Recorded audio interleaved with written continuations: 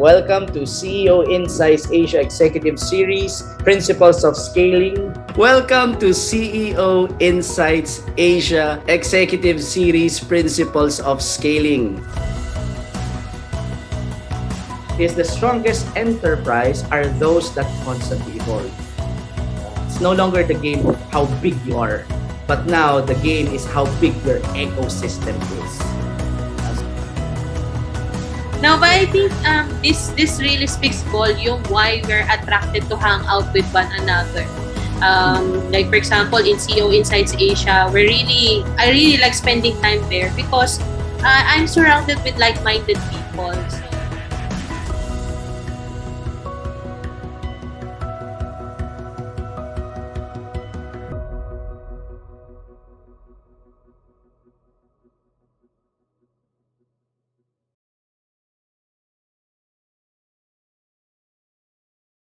Okay, good morning. Welcome to CEO Insights Asia Executive Series, Principles of Scaling. Ayan. The title of our topic for today is the Excellence Dividend. And the key message that we want to communicate in this episode is we want to install pockets of greatness, or in other words, operational excellence. Mamaya ihimayin natin kung anong ibig sabihin natin doon. But we just want to remind everyone why we do this every 7 days, Fridays, 10 a.m. is simply for one thing. We want to install DNA principles that scale organizations. So a quick reminder lang, ang gusto nating take away para sa ating mga 10,000 participants. Ayan. At saka sa mga nanonood sa atin sa Facebook na, again, utang na loob na, 2022 na, please join the conversation here at Zoom. All right? So the main point why we do this every Friday at 10 a.m. is for the participants, the viewers, and for those na mga makikinig ng ating podcast later, you'll be able to extract principles or insights or a concept that you can immediately install in your organization. Right? This is designed to provide extensive and intensive CEO leadership education. Ayan. So, ang focus natin for the month of February is all about being missional. We want to build institutions for legacy beyond simply making money. Right? And the topics we'll be discussing in the coming weeks will be operating in excellence, progression experience, and thinking in generations. Just a quick overview of the episodes na pagdadaanan natin at pinagdaanan natin. Last week, we talked about the power of purpose. Ayan. And the key idea there is that profit follows purpose, or money follows mission. Now, if you're wondering why I said that, ang suggestion ko is go to the YouTube channel natin at panoorin nyo po yung episode last week, or if you're too busy, listen to our Spotify channel para mapakinggan nyo kung what we mean when we say profit follows purpose or money follows mission.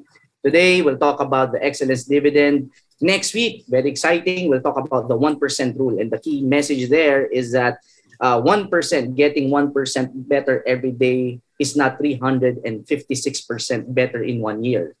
It's actually 3,778 cumulative growth in total. Alam ko yun kasi minat ko yung kagabi. Ayan. And last but not the least, we'll talk about the infinite game. We'll discuss the legacy play in our final week. Okay, so a few announcements before we begin our program. Shout out muna sa mga nandito, no? Andito si Miss Oda of M-StarNet. Ayan. At saka si Lai, na-miss natin siya last week, ang kanyang weekly therapy. Ay, buhay na naman. Ayan. Okay, announcement. Grabe ka sa akin, Sir Ons. Wala ko sabihin nga, sorry. Alright, so for all the startups, we are inviting you to become part of Accelerate, the first cohort of Accelerate 2022, happening March 21 to 30. All you need to do is just sign up and submit your profile as a startup. This has no fee. Okay, walang bayad to. And then we'll select among those who signed up. Ulitin ko, walang bayad ito. Okay, just sign up, and then we'll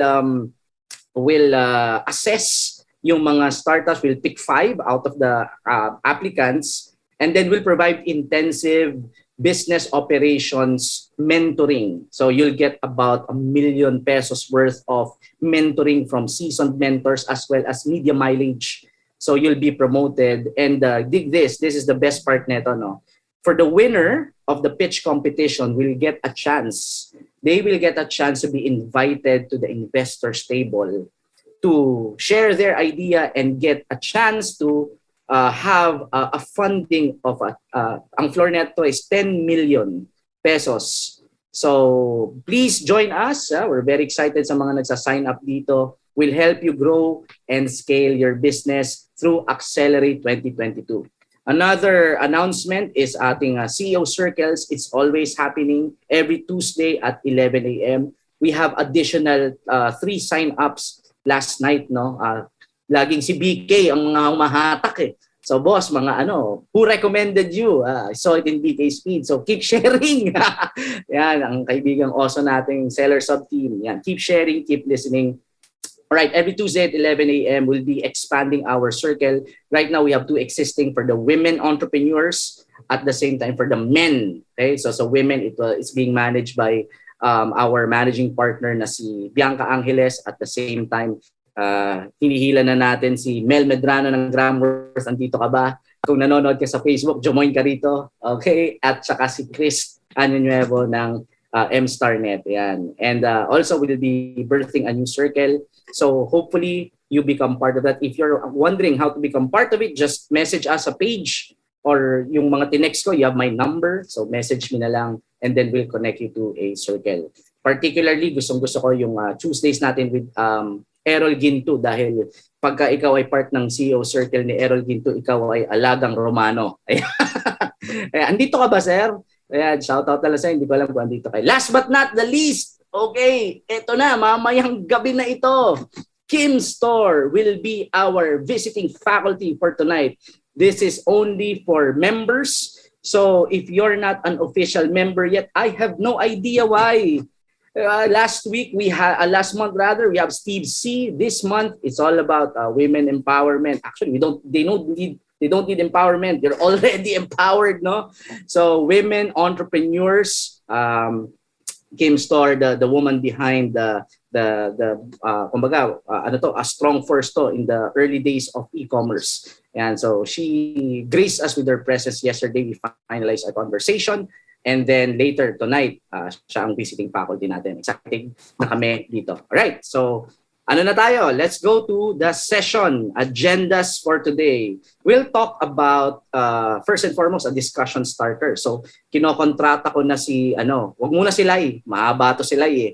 So, kontratahin ko yung mga nasa party. Si Keril, tapos si Keril ang pipili ng isa pa. I'll just start with a question to get the ball rolling. And then, we'll talk about defining operational excellence. What do you mean by this? Next, we'll talk about the mediocrity dividend. And then, we'll talk about the excellence dividend. And then, we'll get practical. Okay, so if you are ready, please type your company and say hello to your fellow participants. Yan. And if you are in the Facebook live na nanonood ngayon, andyan po yung link.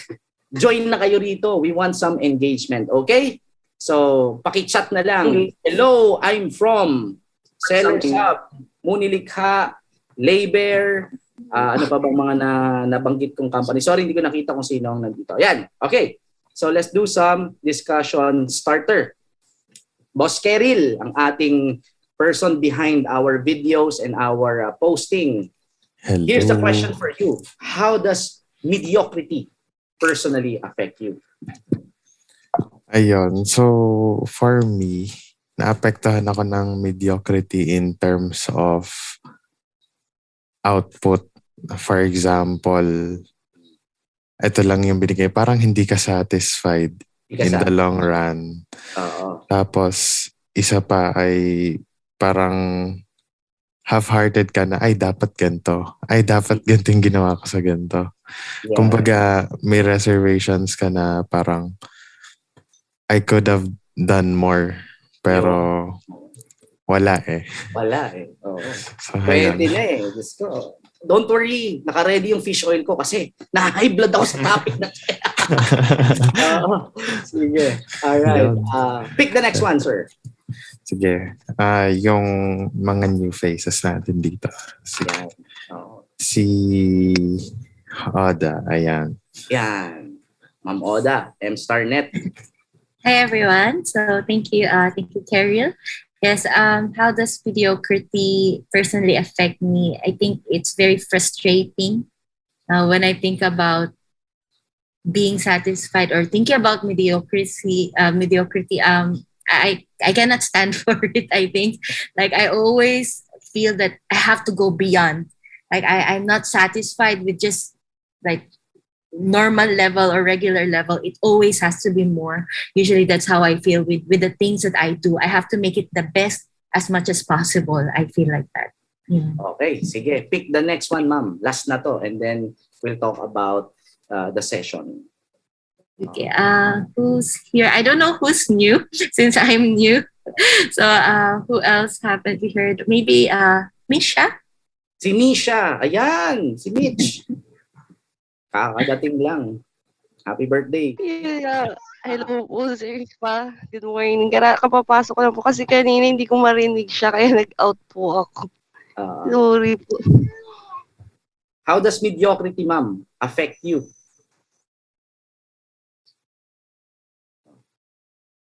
Ayun, nawala na naman ata. Sige, sasaluhin daw siya ni Princess. Princess! Ayan. Going on. Ayan.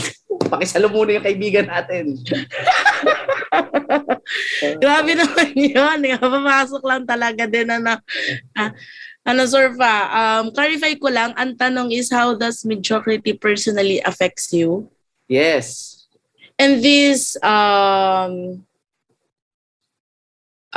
literally, anong ibig sabihin ng mediocrity natin? As in, yung literal na meaning nito? Pwede na. Paano tayo naapektuhan ng mentality na pwede na yan? Okay yung literal na yon, sir. Yung literal na yon, yeah. Okay. Well, kasi pagka yun yung mindset natin, hindi natin nabibigay yung best natin. Like kasi ang thinking nga natin is okay na yun, pwede na yun. So kahit nami maganda pa naman kaya tayong ibigay, nagsisettle na tayo kasi pwede na yun. Yeah, settling, no? Nakakainis. Yes, sir. Settling. Sige. All right. So we'll talk about that in a few. Okay. So nandito si Boss AJ Araneta. Ayan, papasok na lang. All right. So the session is actually inspired by two books. So The Excellence Dividend by Tom Peters and Excellence Wins by Horst Schulze. So Horst Schulze, si Tom Peters is well known for his books, Search for Excellence, Passion for Excellence, and so on. And si Horst Schulze naman is a co-founder of the Ritz-Carlton Hotel. So he knows something about excellence. No? And these are two fine books. And if you want to read this, send me a message. I'll send you an ebook copy. And I strongly recommend you read this. Right? So we want to clarify that, by the way, excellence, let's get alignment on this one. Excellence is not perfection. Okay? Excellence is not perfection. It is different in terms of spelling and meaning. Obvious naman yun, di ba? What we mean when we say excellence is producing the best possible result with a given context and capability. Right? So, what do we mean by this? Critical yung dalawang C, yung context and capability. So, excellence is about producing the best possible result given our capability. If our capability can accomplish this, then yun yung expectation for excellence. Now, without context, kahit pa ito yung kaya natin, pero kunyari, may expectation sa atin na mag-deliver ng isang bagay, wala naman tayong materials, wala naman tayong equipment needed to deliver what is required, then medyo mahirap yung excellence doon. And vice versa. Even though we have the materials, the equipments, the machinery, kung hindi naman capable yung tao, diba? It cannot produce. That's not excellence, diba? So what we mean when we say excellence is this is the best possible result given the situation we're in and given our capability.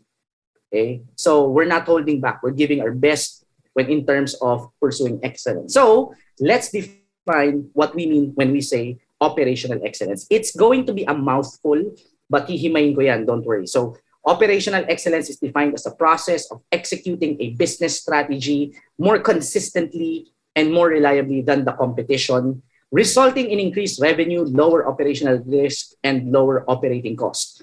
Right, so ang haba niyan, highlight ko lang yung critical dyan. Okay, operational excellence, the highlighted word, pakitype po.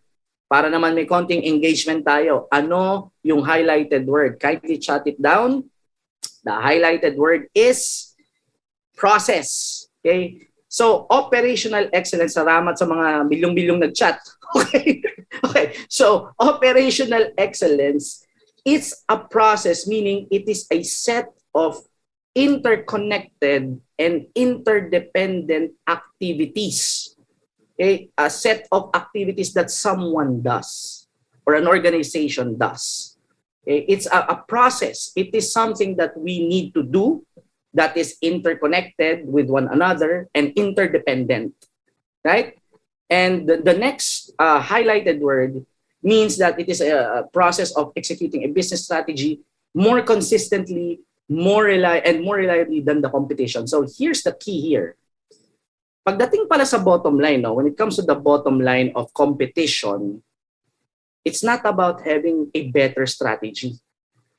Okay? It's good, but who ultimately wins is the one who exudes operational excellence, who executes better than the other.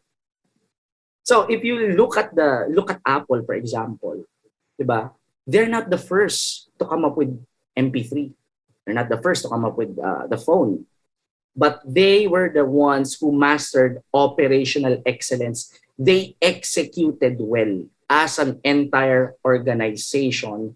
They are much more consistent and more reliable. Same strategy. Mas swabe lang sila, mas flawless lang silang mag-execute. Ang tawag nga rin yung flex, flawless execution. And because of that, it resulted in increased revenue, it lowered operational risk, and lowered operating costs. So flawless execution actually minimizes inefficiency, and inefficiencies are very costly. Just want to be clear on that one. Okay? So operational excellence, in summary, ito yung simplified version yan. Sa akin, ito yung definition ko. Organization and operational excellence is an organization filled with people who do exactly what is expected of them in terms of timing and output.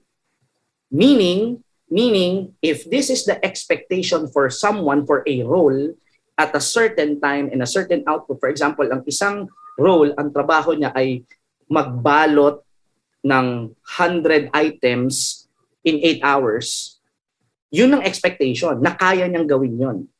And it goes the same with the next person, kung ano yung output na expected sa kanya, in the exact time, ganon. Okay? So this is where organizational execution is really paramount. Okay? Or in other words, operational excellence is clockwork execution. Okay? Para siyang orasan talaga na pwede mong bilangan. Okay? Now, clockwork execution, bakit ito? Kasi si Faye, lagi naman niya sa execution. Aside from that, this is about operating in excellence. It's about clockwork execution, meaning sa orasan, alam mo na pag may isang nag-malfunction sa loob niyan, sigurado malilate yan. Diba? Because we are in, as an organization, we are a system. One work affects the entire operation. Pag merong hindi excellent sa role niya, and you know this, your CEOs, your people managers, you know, di ba, na natetenga yung trabaho minsan or kadalasan, not because of our entire doing, but because someone didn't do what they're supposed to do at the exact time and the exact expected output. Yes? Relate? Okay, sige. Isang hand gesture naman dyan, if you can relate with me. Yan. Ayun. Salamat sa pagtaas ng kamay. Okay. So, we talk about malinaw ng excellence, operational excellence. Let's talk now about dividend. Now, your owners, you know what dividend means, diba? Na every quarter you get a share of your cash or based on your stock and so on. That's not how we're going to use dividend in this context. When we talk about dividend, it means it is a reward or a direct benefit for someone because of something he or she has done. It's a reward, okay? And it's something na benefit siya because of something that they did. Okay. So, having said that, let's talk about the mediocrity dividend. What is the benefit or the result when we have someone who has a mentality of mediocrity? Okay, let's talk about that. I asked you kanina, anong effect sa inyo personally kapag merong mediocrity? We are operating with the mentality of mediocrity. Well, this is it. No? Number one, this is it's a stupid statement, but it is what it is, diba? Mediocrity produces poor results. Diba? Parang ang hirap mag-expect if you're working with someone who has a mentality of mediocrity or tayo na lang, it's kind of hard to expect wow or great results if ganun yung mentality ng isang tao. Correct? Diba? We should expect poor results. Bonus na lang yan kung di mangyayari yan with someone who's operating with the mentality of mediocrity. But largely, mediocrity produces poor results. Okay, so let's not belabor that. Okay, let's go to the next one. Ano ba ang dividend when you are experiencing mediocrity? Okay, the dividend is it drains time and energy dahil nga poor result. But most of the time, if we have someone in our team who's operating with the mentality of mediocrity, it actually is draining sa atin. Diba? Kasi palpak eh. So anong gagawin natin as leaders? Diba? Bala ka na dyan. It doesn't work that way. Tayo ang sasalo. Well, unang-una, may katrabaho siya na sasalo nun. Diba? If someone is not doing their job, someone else will certainly do their job. And that someone else may be a teammate, that someone else may be us. Most of the time, as leaders tayo yun. Diba? So, if we have someone who has mentality of mediocrity, palpakacious, at paulit-ulit yon, so ang gagawin, uulitin na naman, sayang oras. Diba? Sayang yung oras niya na in-spend creating it. Sayang yung oras natin dahil inulit natin yun. Naperwisyo yung maraming tao. So, it's kind of like a toxic poison that you slowly kill yourself with when we're working with someone or we are experiencing a service that is possessed by a mentality of mediocrity, no? Ganyan ang effect sa atin, no? Dahan-dahan tayong pinapatay, and it's very important na iinip natin to in the bud. Later I will discuss why. But this is one of the dividends of mediocrity. Okay? It's a poison that slowly kills us. Hindi siya parang bato na ipupukpok mo sa ulo mo, yun yung terminology, di ba? It's not. It's actually like lason, di ba? Kasi at least masakit sa ulo eh. Ito parang dahan-dahan kang tinutuyo eh. Alam mo, parang palpak na naman, ayusin ko na naman, di ba? So, the worst part of it, mediocrity begets mediocrity. I love how Louis Banta says this, no? In a team, Louis Banta is the founder, CEO, and chief trainer of LJMB. And he says that, be careful what you tolerate because what you tolerate becomes your standards.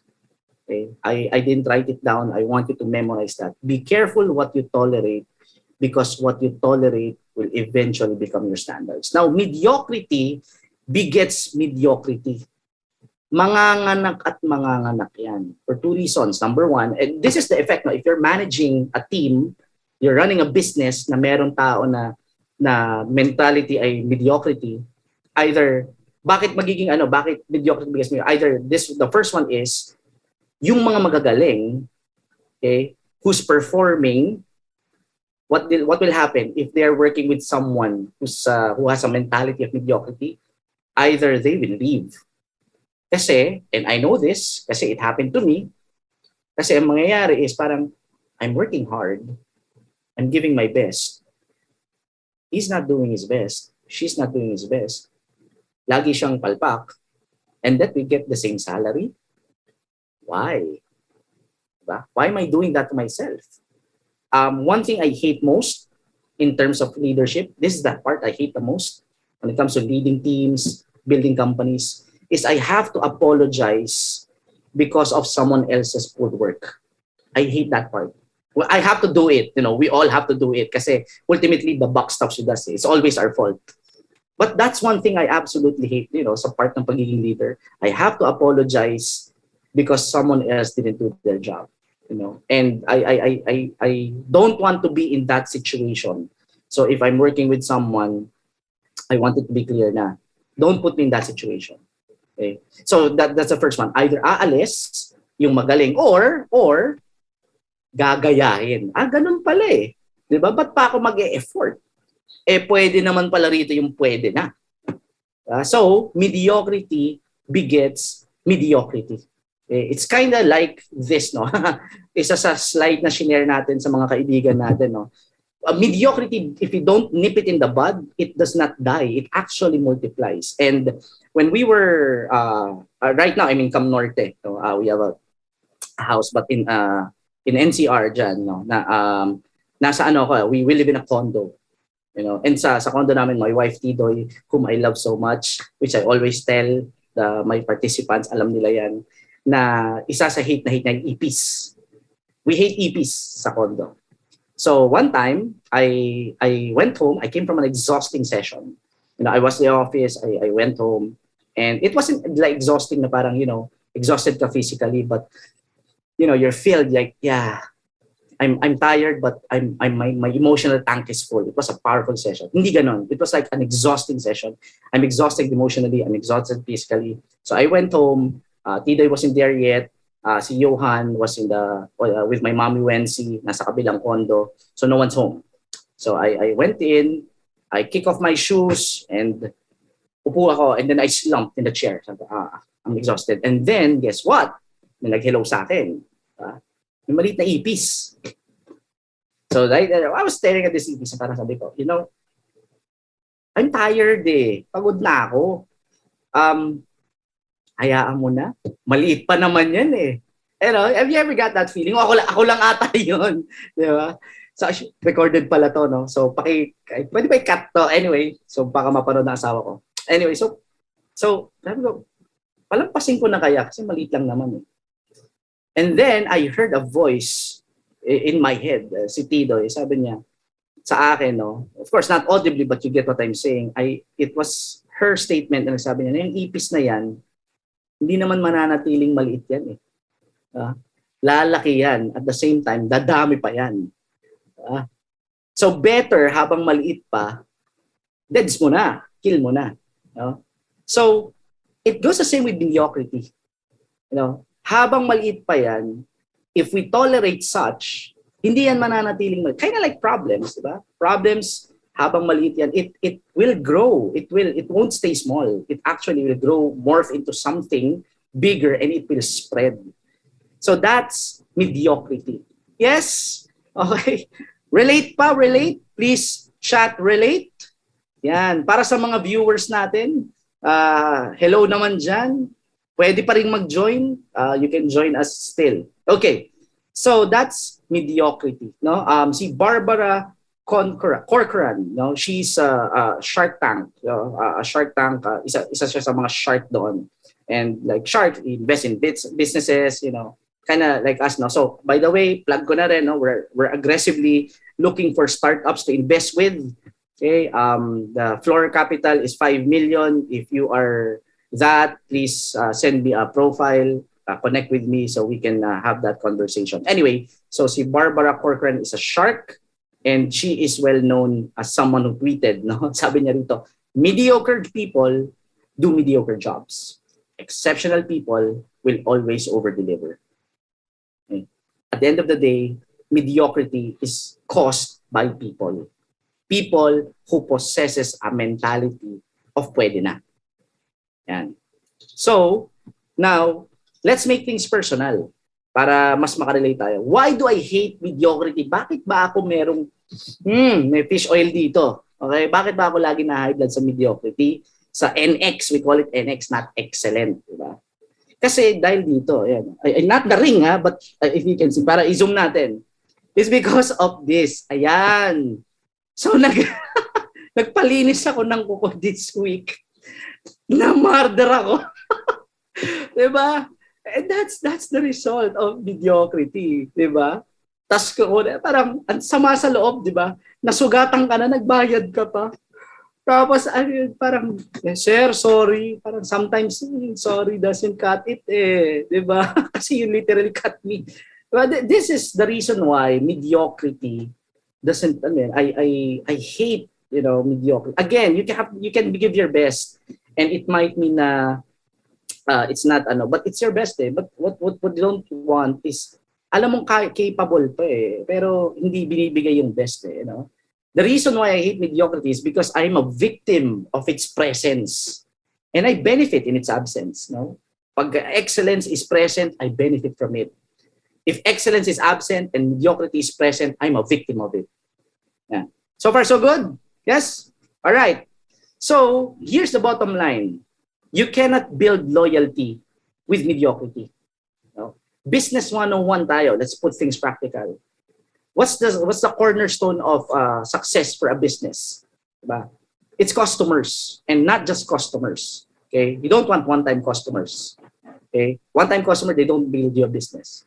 What you need are what you call not just repeat customers. Okay, there's a difference between repeat customer and loyal customer.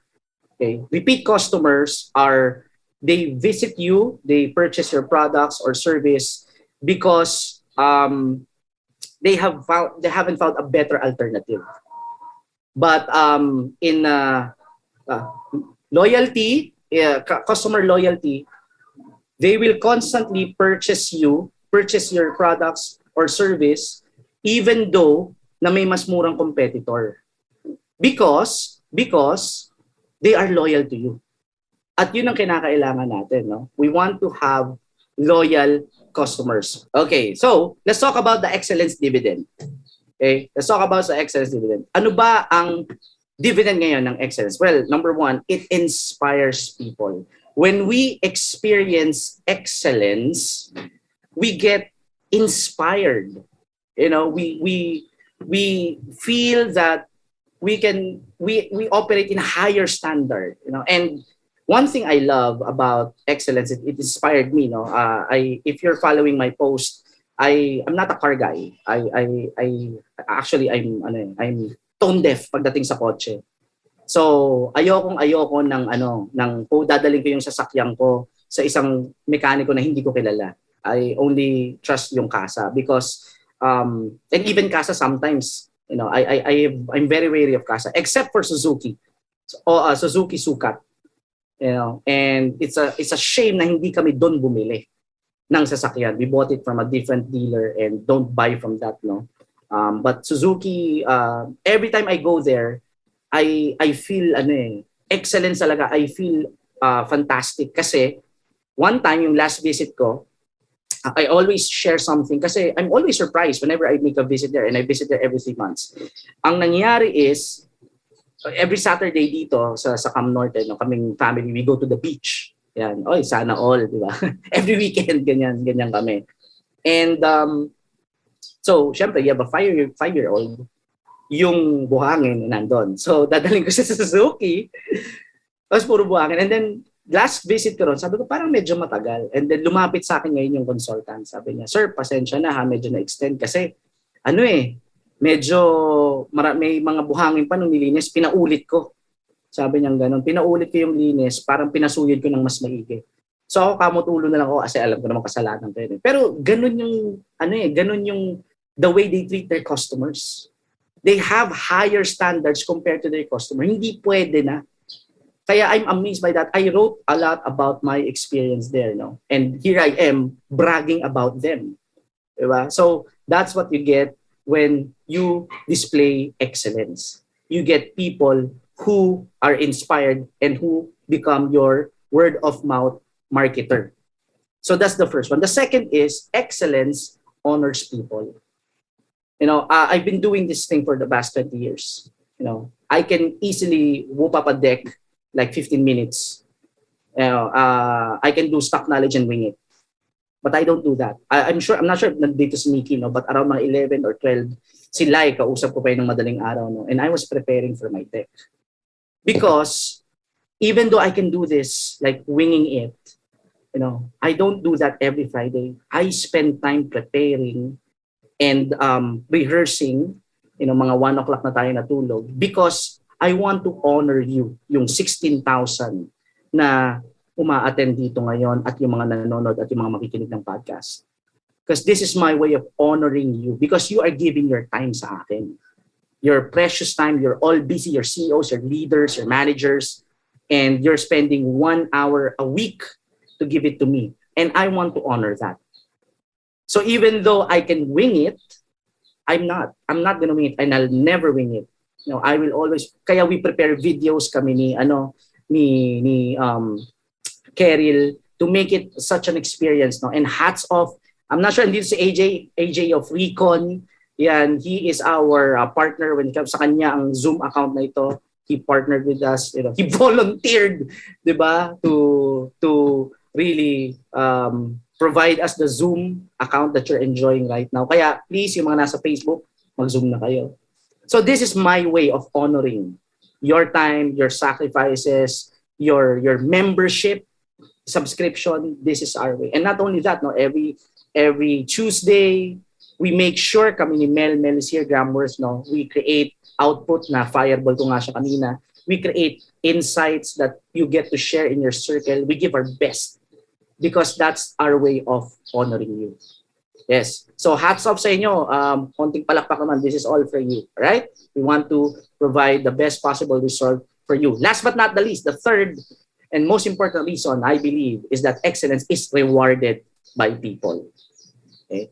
So, another business 101, if you've heard of CLV, okay? Customer Lifetime Value. So let's put myself, favorite ko sarili kong kine-case study, di ba? So let's make me a case study. Okay? So the case study is, I went to a spa yesterday. So Thursday yesterday, Jonel, if you're watching, kachat ko si Jonel, no? And he was asking, why are you here? Sabi, I'm doing some thinking time. And I went to a spa, nagpamassage ako. And I paid 300 pesos for the service, plus 200 tip. Nax, generous, di ba? 200 yung tip. Okay, so in total, how much did I pay for the entire service yesterday? Paki-chat nga. Ayan. Alright. Sige, salamat sa mga nag-chat. Ayan, 500 pesos, yes. Now, let's say, hindi ako palpak. Hindi ako na-satisfied doon. Let's say that happened. And I walked away. How much kaya ang cost ng mediocrity? How much kaya ang nawala sa kanila? Because I walked away from yesterday. After yesterday, I'm not coming back. Okay. People will say 500. Let me give you a number. 240,000 pesos. Okay. So how? Let's do the math. Okay. So let's say na-satisfy ako. I go there every week. Okay. 500 times 4 kasi every week I go there. So that's 2,000 pesos. Imagine if I walk away, that's already 2,000 pesos walking away. Okay. But let's say na I do it for a year. That's 24,000. Okay. So every week for 1 year, that's 24,000. And I'm a creature of habit, kind of like you, diba? So let's do it for 10 years.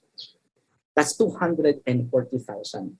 At the least, ang nawawala kapag ka nag-walk away ang isang customer natin. That's one person. Hindi na counted dyan yung others, so yung facial, yung linis ng kuko, and so on. Hindi na kasama yun. Pangalawa, hindi na kasama dyan yung word of mouth marketing.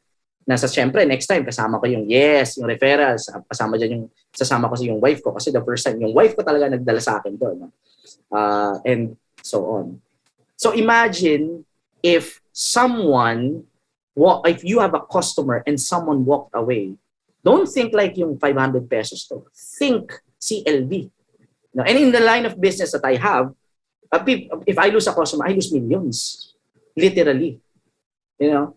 So I really take care. I make sure that I give my best effort, so that I won't lose customer. And I was working with the CEO. And he keeps on losing client. And it's like me, parang okay lang yan. Isa lang naman, dalawa lang naman.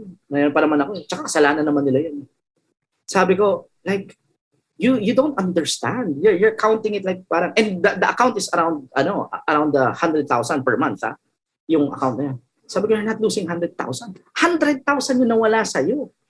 Diba? You're not computing the year. That's 1.2 million in 1 year. Diba? And you have 2 clients. That's already 2.4 million. That's 2.4 million walking away from you. And if you're a family man, kind of like me, diba? Malaking pera sa akin yun. Diba? So, we have to think in terms of customer lifetime value. That's why mediocrity, sabi nga ni FM Ramento, laking loss ng mediocrity. Diba? Lalo na kung service-based. Yeah. Okay, sama mo pa yung reputation, yung mga other customers, na potential customers na pwedeng maging mapunta sa'yo, but because of your reputation, they steered away. And in the social media world, reputation is the name of the game. All right. So with that, let's get practical, and then I still have time. Yes, I still have time. Okay, let's get practical. Okay. What do customers want? You're a customer, I'm a customer. Okay, let's simplify it. Okay, this is Howard Schultz. Sabi niya, tayong mga customer, we only want 3 things. Okay, we want our product or our service to have no defects. That's first and foremost. Second, we want it on time. And number 3, we want the person who served us to be nice. That's it. We get this right, we get customers for life. This is fundamental. If we provide a service or a product, that's the first requirement. Walang defect. It's on time, provided, and nice yung nakipag-usap sa atin. Okay? The secret to customer service is this: treat your customer as your best friend. Okay? Ganun siya. Okay? All right. So with that, how do we establish the excellence dividend? How do we establish excellence culture in our company, in our business, in our firm? First, 3 S lang to. First, set the mindset. Remove the mediocrity mentality. Squash it as early as possible. Right? There's a study in Harvard, an article written by Harvard in Harvard Business Review, what to do about mediocrity on your team. And ito yung nakita nila, Sabi niya, on the weakest teams, those non-performing teams, there is no accountability. Walang nagbibilang. For the word counting, parang you deliver, okay lang. Mag-deliver ka, hindi, okay lang. No one cares. Susweldo ka pa rin. You don't get high performance with that kind of a culture, no accountability. On mediocre teams, it's the bosses who are the source of accountability. They do jobs because we ensure that they're doing their job. Okay, that's mediocrity.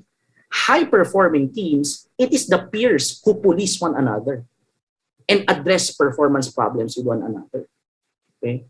So the job of the leader is to enculture a discipline of execution.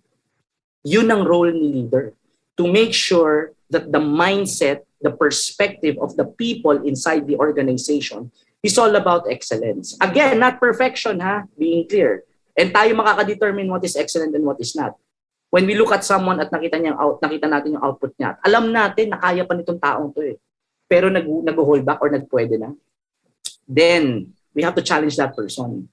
It's all about giving our best here, So that's the first one. Set the mindset. As leaders, as CEO, as business owner, as team leader, as director, whatever, your head of your team, your job is to set the mindset. As it's my job to set the mindset in the people I work with to a higher standard. Next, simplify. Favorite natin to. Nasa sasakyan ko yan. Simplify natin. How do we make things simple? Peter Thiel wrote in his book 0 to 1. Again, if you need the book, send me a message and I will provide you an ebook copy. Si Peter Thiel is a PayPal mafia. He's a founder of PayPal. One of the founders, they call PayPal mafia because lahat after mabenta yung PayPal sa eBay, yung buong team nagtayo ng sariling mga business. Si LinkedIn, Reid Hoffman is a PayPal mafia. Si Yahoo, si Yammer, other pa. Okay? So Peter Thiel is a technological advisor of Donald Trump. Right? He wrote in his book, 0 to 1, which influenced me, by the way, to become an investor myself. Sabi niya rito, the best thing I did as a manager at PayPal was to make every person in the company responsible for doing what daw? Just pakitype. Okay? Just one thing. That's the best thing that I did. Make them responsible for one thing. Defining roles, reduce conflicts. Most fight inside the company happens when colleagues compete for the same responsibilities. One thing. Paano yan? Ang dami ko accountability. No. Isa lang ang output niyan. You know? Marami siyang gagawin. Pero isa lang ang hahanapin natin sa kanya. Right? Like, there's one thing I expect from you, ito yon. The rest of the things you do, diskarte mo na yon. I can give you guideline. But ultimately, ito ang hahanapin ko sa'yo. For a salesperson, ano yon? Bumenta ka. At hit your certain target. For a talent engagement, mag-recruit ka ng tao on time. Diba? No ifs, no buts, no explanation, no excuses. Okay? You deliver. Okay? How you do it, I can coach you. That's where we come in as leaders. I can coach you based on my experience. And I can provide coaches for you to help you do your job. But I'm not gonna do your job for you. You are accountable for that one thing. Okay? Ito yung di-deliver mo sa akin. Okay? If you're a warehouse person, your job is to make sure that walang kulang sa inventory. You know, hindi tayo na out of stock. Or mababa, nasa min-max ang inventory natin. Yan. If you're a service, obviously, di ba? You hit your sales target, and so on. But it's up to you. You design the role. Lagay mo lang doon, ano ba ang hinahanap ko sa role na to? Again, not the person, but the role. Because the person can change. Diba? But the role, you can change it soon. But the point is, if this is the role, what is the expectation in this role? That one thing. If you're in the grocery mart, yung cashier, ano bang role niya? Magbenta mo ng mabigay mo ng tama yung sukle. Mag-match yung magtali yung computation at the end of the day. Walang short, walang over. Okay? All right. Last but not the least, ito. Excellence is systematic. Okay? If we are relying on excellence because simply of a person, it's not scalable. Because a person is not scalable. Systems scale. So make sure it's systematic. Design the activities that are needed to deliver excellence, right? And how do you do that? Measure what's important. Okay, what is the one thing? Measure it regularly. Okay, every week, once a week, mini-measure natin yon. And then, of course, make adjustments as necessary. Okay, this is the trifecta of performance. Measure what's important. What's their one thing? Hindi pwedeng after one, measure regularly. Regularly is mahina ng weekly.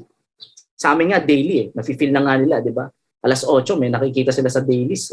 Umingiti si Odo. Ayan, feel na nila yung init ng fireballs. You know? Measure it daily as much as lalo na kung nasa sales ka. Okay? Measure it daily and then make adjustments. Coaching. And then provide the resources needed to get the job done. All right. So, in closing thoughts, and before I transition to the next section, the value that we want to communicate here is operating in excellence. This is the kind of mentality we want to infuse in you, CEOs, in you, leaders, because this is our way of changing the landscape in our current situation dito sa bansa natin. All right? So, isa sa story na I love to share is the Filipino values of being matiisin. I used to be proud of that. No, ang Pinoy, matiisin yan. Kahit saan mo ilagay yan, mabubuhay yan kasi matiisin yan. And then eventually, I realized that the Filipino values of matiisin is no longer a value that we should be proud of.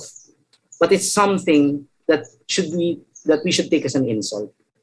That's for me. Bakit? Kasi ito ang basis ng pwede na eh. Pwede na mentality. Matiisin naman ang Pilipino. Pwede na yan. Diba? Ay, parang, resiliency, di ba? Babango naman ng Pilipino. Huwag mo nang ayusin yung sistema. Di ba? Matiisin naman yun. Okay lang, huwag nang budots-budots na lang. Huwag nang magbigay ng plataforma. Di ba? 6 years lang naman eh. You know? You get what I'm saying? That's baba ng quality of standards natin. No wonder, diba? Kudos kay Jollibee, no? Mahataw ngayon, ha? Jollibee lang, as far as I know, ang kilala sa labas ng bansa natin na kumpanya. But if you go to Korea, you go to Japan, you go to US, and you say, I work for Ayala, I work for SM, I work for GMA, they would say, what's that company? Pero if you say, I work for Marriott, I work for Starbucks, diba? I work for Amazon. I'm not saying na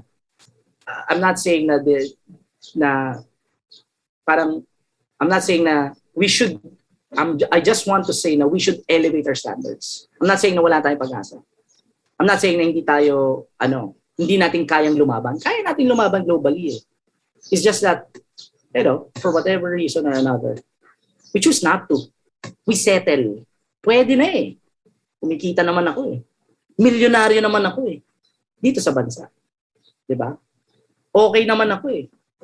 But, you want to, we're about missional, building institutions for legacy beyond simply making money. Yun yung game plan natin. And the reason why I'm saying this is the spoon and fork, we went to a fast food, drive-thru kami kasi we're late. And then, when I was about to open my food, no? Kasi sabi namin ni Tidoy, we're visiting someone and we're about running late, so we went to the drive-thru. Sabi namin ni Tidoy, drive-thru na lang tayo. And then pagdating ko ron, habang nagda-drive ako, sabi ni Tidoy, Daddy, walang kutsara tinidor. Sabi ko, paano ko kakainin ito? Diba? Kakamaya. So na high blood na ako, diba? Wala pa akong fish oil. High blood na. Sabi ko, ba naman yan? Sabi na, hayaan mo na, Daddy. Huwag mo nang palakihin. Diba? Simple lang eh. Sabi ko, and this is what I hate the most, no? Yung sasabihin mo sa akin yun, maliit na bagay. Kasi, ang sagot ko, kung maliit na bagay nga, hindi pa magawa. Simple nga lang eh. Diba? I mean, how can I entrust you with something if it's something as simple, hindi pa ma-execute ng maayos? Diba? And that's the cost of pwede na mediocrity mentality. Diba? So that's a challenge for all of us. We can never reach perfection, sure. And the excellence bar is always moving. But we have to keep getting better and progressing. Hindi yung 5 years na ganito pa rin tayo. Promise. Diba? Is that what we want? Of course not. You are in a position where you can influence that. That's why we're talking to CEOs. That's why we're talking to executives. We're talking to leaders. We're talking to investors. Because you are in a position to influence that kind of mindset and change that. And once we have here 1,600 CEOs plus the viewers. Imagine if 16 companies operate in excellence. We inspire others and we transform the business landscape. We grow the economy. And that's how we change the world. So, in closing, this is my closing quote. And I still have 7 more minutes so I can give a few their insights, share their insights and key thoughts dito sa session na to. And here's my closer. When excellence becomes a habit, success becomes a lifestyle. And it's a flywheel. Pursue excellence daily. And eventually, success becomes a lifestyle. So with that, I will end this section and ask you a question that to start the conversation. Okay, what key insight made you think deeply, and what key action are you going to do this week to turn your business into an operationally excellent enterprise?